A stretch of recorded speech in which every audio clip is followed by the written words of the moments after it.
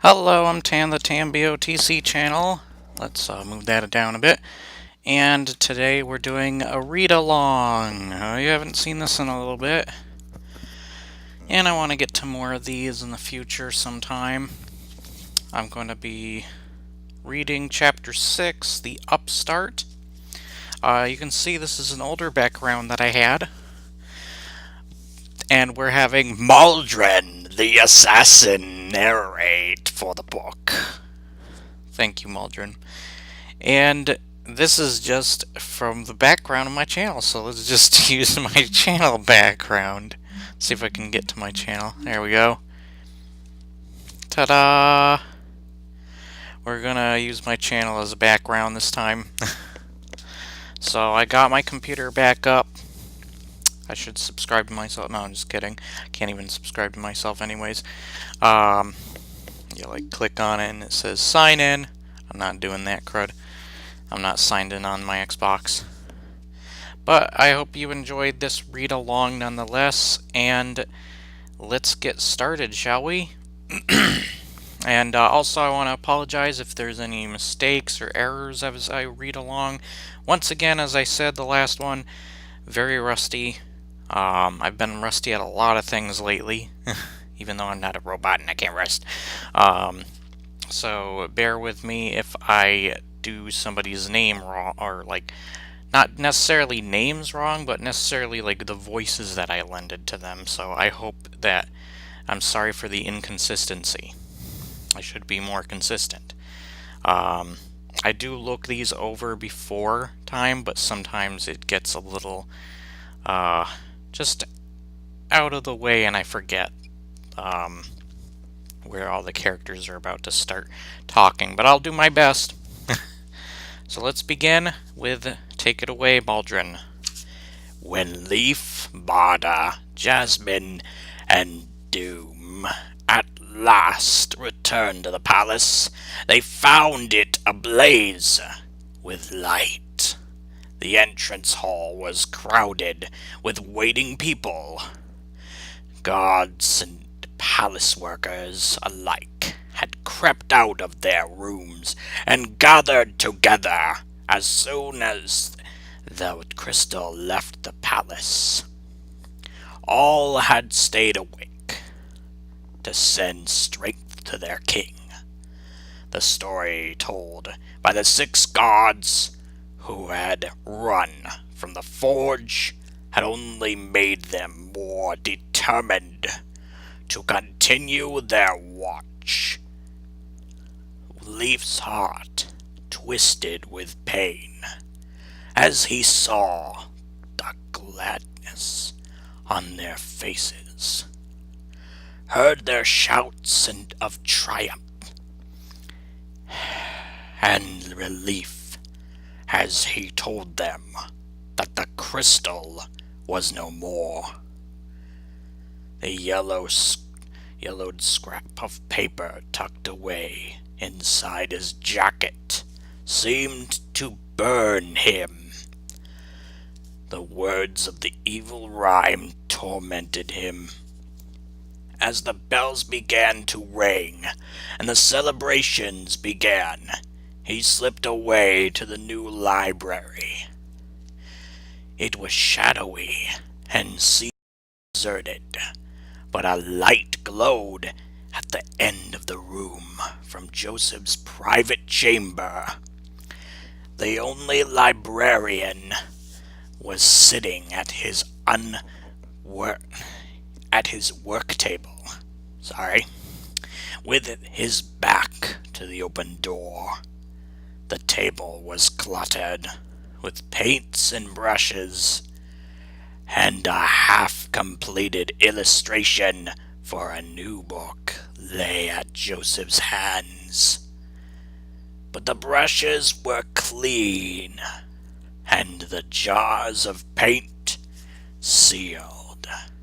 Plainly, Joseph had not been working, but had been sitting at the table out of habit. He too had been keeping watch Sorry for the phone in the background.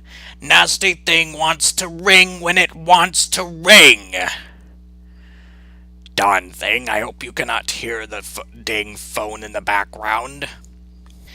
I think it's done now. Sorry for that. I'll probably edit out that part. That was a little bit of annoying. Probably edit out me talking as well. Oh well, just in case. Actually, I'll keep this part in just so you know something disrupted me as I was reading. But hopefully my anger will be some kind of enjoyment to a read-along and something different. So it feels like a read-along Let's Play, and that's kind of what I wanted to feel a little bit like, so that you get kind of my thoughts and silly little things that I might do during me reading a book. Except that it's not me reading a book. I also have now something different going up on the screen right now. Alright, let's continue. Leif knocked gently on the edge of the door.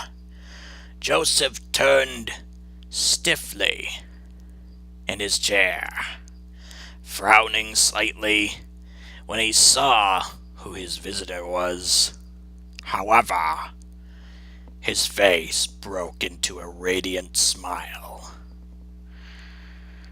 "Your Majesty," he cried, struggling to his feet. "I thought it was Path. How wonderful to see you safe. I knew you would succeed. It was thanks to you that I dared to try," Leif answered.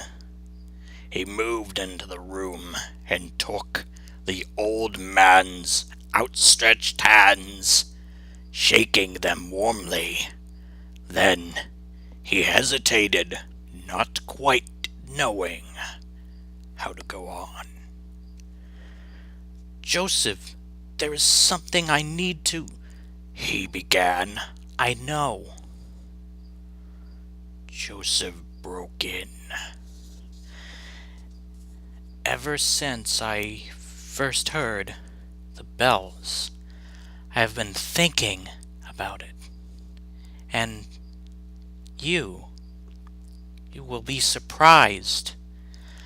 I have decided that we should stay where we are." He saw Leif's confusion and looked surprised.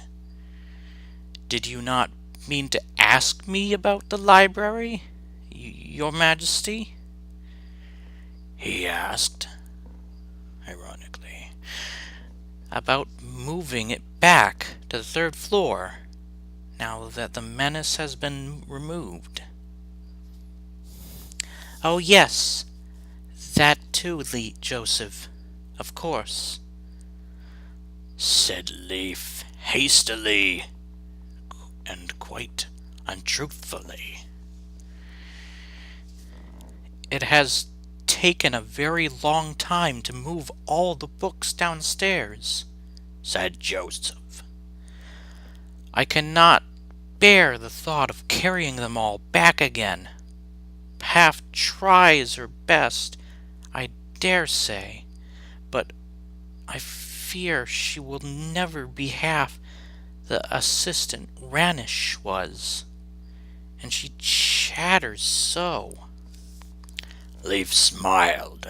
Despite his impatience, Path annoyed him too, though at the same time he felt rather sorry for her. Joseph was not much of a companion for a young girl, but when Ranish, Joseph's foster son, had left and gone to the west to marry his true love, Marilyn, Path had timidly come forward and asked if she could replace him. Joseph had been pleased enough to have her. Path could read and write, which was sadly uncommon among the young people who had grown up under the rule of the Shadow Lord, and there had been no other applicants for the job. No wonder, thought Leaf. Everyone knew that Joseph was a fussy and demanding employer. But Path, a released prisoner from the Shadowlands, and the only surviving member of our family, had been anxious to find work as quickly as possible. At least Path is hard-working, Joseph, Leaf said soothingly. and we could give you other help to move again. Are you sure about staying here? I know how much you miss the old library. Joseph shrugged and grimaced. I have complained very much, I know, he said. I am to set in my ways. The fact is, Your Majesty, in the past weeks I have realized how isolated we were. On the 3rd floor. Here, we are in the thick of things. I think that the library will have many more visions, many more visitors, if it is placed where everyone can see it. That is certainly true, said Leaf heartedly. Well then, that is settled. Now, Joseph, can you help me with some research I have to do about Deltora's past? Why, certainly, beamed Joseph, rubbing his hands delightedly. How can I be of service? First, I need to find out when a chief advisor called Drum lived, Leaf said. Do you know of him? Joseph frowned. I know the name, I just cannot recall where I have seen it, he muttered in annoyance. But I will soon find it in the annals. Your Majesty, never fear. He began shuffling rapidly to the door. Leaf caught his arm. Not now, Joseph. It is late, and we must both get some sleep. In the morning, perhaps. But here is something else to think about. Have you ever heard the phrase, the Four Sisters? Ah, Joseph's face brightened.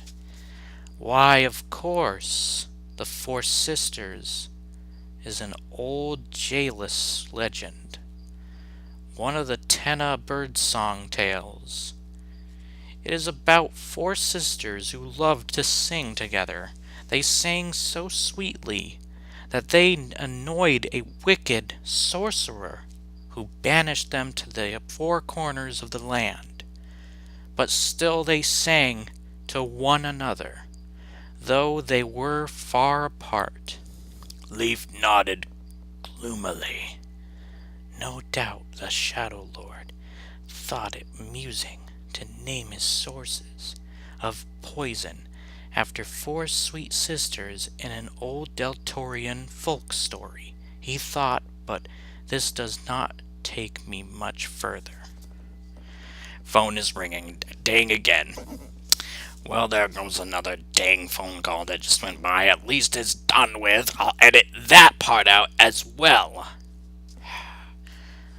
Man, right when I want to do one of these. 2 phone calls. I don't know if you can hear those. Maybe you can't, and I'm just exaggerating. But still, it's annoying and it's kind of distracting. So, even then, if you can't hear it, it's distracting me. Let's continue. Yes, The Four Sisters, a charming little story. As I recall, Joseph chattered uneagerly.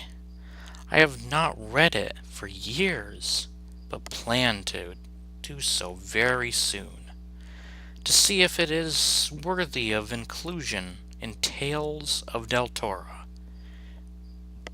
My new book, I will look it up for you right now. It's brighten that screen. There we go. This time, he would not be stopped. He hurried out of his room, and with Leaf followed reluctantly, hastened to the shelf where Deltora annals stood. Pulling the first thick volume from the shelf, he began leafing through it. Is that a pun? Suddenly, Leaf could not bear it. He was bone weary. And even to please Joseph, he knew he could not stand and read an old folk tale now. Firmly, he put his hand on the old man's to stop the restless flipping of pages. "Not now, Joseph, please," he said. "I will look at the story in his voice." Broke off as oh, what the heck? Wow, that threw me off.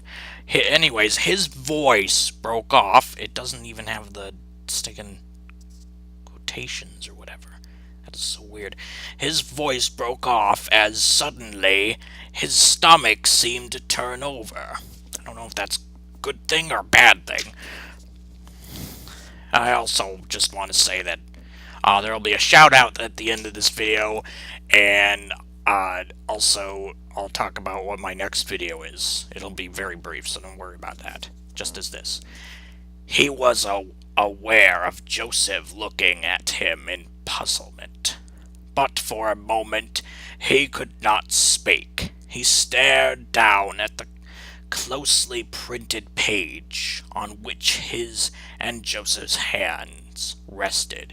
And you see with that last part where I didn't know what the crud was going on, it was just like, of course there's going to be something I'm going to stumble into. There are people much more professional than me, but that is not the point of these videos. But I will try and keep as professional as I can, even though I keep disrupting myself and the phone keeps disrupting me. Okay, enough of that. Was it a coincidence? Could it be? "What is it, Your Majesty?" Joseph asked nervously. Speaking of which, I forget Joseph's voice that I gave him. Should have looked at the other videos. Slowly, Leaf straightened. He slipped his hand, how inconsistent, into his inside jacket pocket and brought out the torn part of the map. "Joseph," he said, trying to control the excitement in his voice, "before I show you this, you must promise me that you will speak of it to no one." Joseph bit his lip.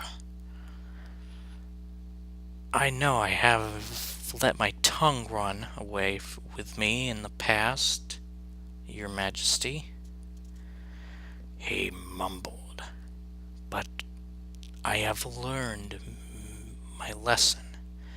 I swear it.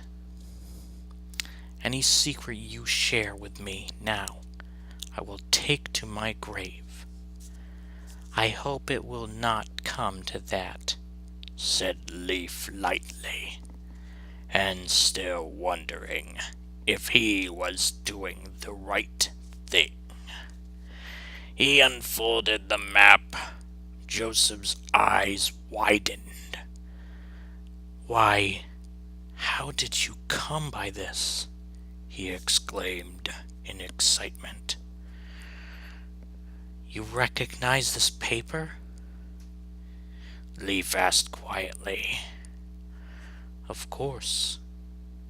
Joseph cried, touching the map with reverent fingers. Doran, the dragon lover's mapping. Style is unmistakable. Ah, but what a tragedy that only a fragment remains. Leaf stared at him in astonishment. This was not what he had been expecting the old man to say. But Doran the dragon lover, of course.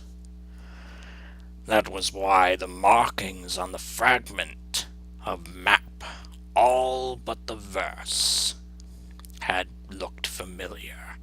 They were almost exactly like those on the map of dragon territories Joseph had shown him just before the meeting. What a fool I was not to have seen it, he murmured. But Joseph was not listening. His eyes had moved to the verse printed at his gosh darn it! At the bottom, what is that now? There's another phone call. Let's see what it says. It's 11 o'clock. I don't know who that is. I'm sorry, phone, but you gotta wait. At least that wasn't ringing loud. The other phone in the other room was ringing through the dang door. My goodness, everybody just wants to call me at this time. I hope you're having fun with me getting angry at phone calls randomly coming in and out. I hope there's some sort of excitement or funny happening, some funny bone that you have of excitement going on when it comes to this. Anyways, not only has it been torn, but someone has dared to scrawl their own words here, he said furiously. What is this drivel? Sisters four with poisoned breath. Bring to the land a long slow. He stopped, his mouth gaping. He swallowed hard. 4 sisters. He whispered. The 4 sisters. Doran. Oh, how could I have forgotten? Why did I not think of it? How could I? Frantically, he pulled the 5th volume of the Deltora Annals from the shelf. He flipped through the pages until he came to the Dragon Territories map. Then he slowed and began turning the pages more carefully. Joseph, what are you looking for? Demanded Leaf in a fever of impatience. But still the old librarian did not answer. He was muttering to himself, completely wrapped up in his own thoughts. Now, where is it? He said, glancing rapidly at every page. It cannot be far now. Not far now. Aha!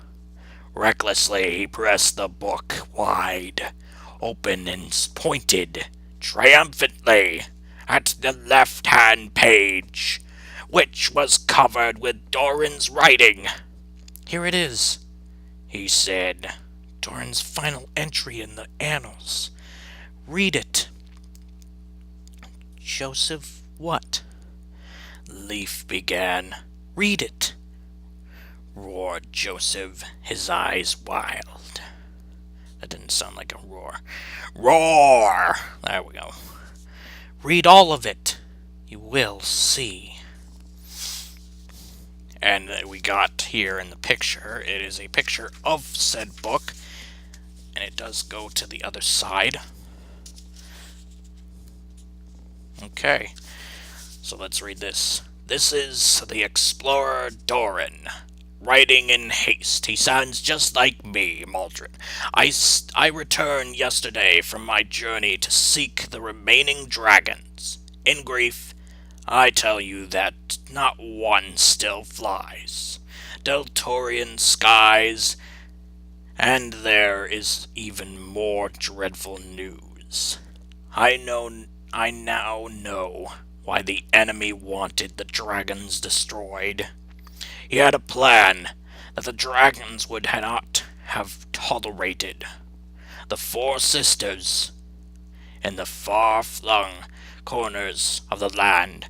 I heard whispers of them. If what I have heard is true, the sisters of the north and east are already in place. Continue to the next page. The south and the west will surely be next, and I can guess where, if the rumors of the locations of the others are to be believed. Whoever reads my words, show them to the king if you can. The king wearing the belt of Deltora. The Deltora's only salvation now. No one will listen to me. They think I am mad. Okay, that's really blurry. I hurried to Del without pausing to eat, wash, or sleep. To these palace fools, with their soft hands. Oh my goodness. What? Pontio faces? What? I can't read it. It's weird. Anyways, stupid faces, there we go. I look like a wild man. I must set out once more to seek proof of what I say. Another long journey. Perhaps my last. For I fear the enemy is aware of me. If I do not return, seek me where the four sisters lurk. You can stinking see Megadeth now. Let's just move it over so it's just some of my content. I'm going to have to make up for some videos, by the way. That was all. On the opposite page there was only a beautifully neat report of a palace dinner written by one of the librarians. Heading the list of people who attended was the name of Drum, the king's chief advisor. Leif felt sick. Doran's words are wild. I know, said Joseph softly. It was said that his last hopeless dragon hunt had sent him mad with grief. Excuse me. There are many references to it. Later in the annals, the thought of it always grieved Ranish and me very much. Doran was a great man. Indeed he was, said Leif, looking down at the hastily written words. His stomach was churning as he imagined the desperation of the man who had written them. And he was not mad, Joseph, unless being the only one to see the truth is a kind of madness. He pressed the book even further open and pointed to a few tiny jagged rags of paper clinging to the binding. Look, he said softly. Joseph squinted short-sightedly, then recoiled. But it looks as if a page has been torn out here, he exclaimed. That is impossible. Once a thing was written into the annals, it was written. It was strictly forbidden for anything to be removed. Drum would not have cared what was forbidden, said Leif. He was following the Shadow Lord's orders. I think this is part of the missing page. He put the fragment of Doran's map on top of the open book. It was clear at once that the thick yellowed paper of the map was the same as the paper used in the annals. Joseph stared aghast.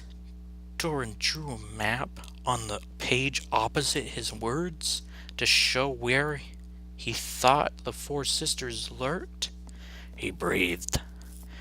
And that page was torn out, no doubt, very soon after he wrote it. Too, because the back of the map is blank. But how did you know? I only suspected, Leif said, when you were looking for the story of the four sisters. I realized that the paper of the map was the same as the paper always used in the annals. It could have been chance, but it was not. Again he stared at the final lines of Doran's message. The enemy is aware of me. He swallowed. You said that this was Doran's last entry in the Deltora annals. Oh, yes, said Joseph unhappily. He set out to find the four sisters of whom he speaks, but he never returned, and no one knew where to look for him. He was never seen again. And that's the end of chapter 6. We will be moving on next time to chapter dang 7, called A Dragon Hunt, of page 57 in this book of 100 pages. My goodness. But it won't take for long. I think there are only... Doesn't it usually say at the beginning here? Oh, I do not see it. Interesting. Ah, there it is. 19 chapters. So we're on 6, the upstart. We're moving on to Dragon Hunt. So we have 3, 6, 9, 10, 11, 12, 13 more to go. So 13 more episodes left until this book is done. Hopefully I'll move on either to the next book or a new book altogether. I did want to do a new book. Probably a longer one next time. But just know for the next video that I will be doing a Maldron the Assassin adventure. I know you guys like those. I will also return sometime to Sekiro, definitely, and to Hitman 2, the challenges, as you're seeing here. But besides that, I love kittens. Watch that video, it's so cute. It is sad too, but I love it.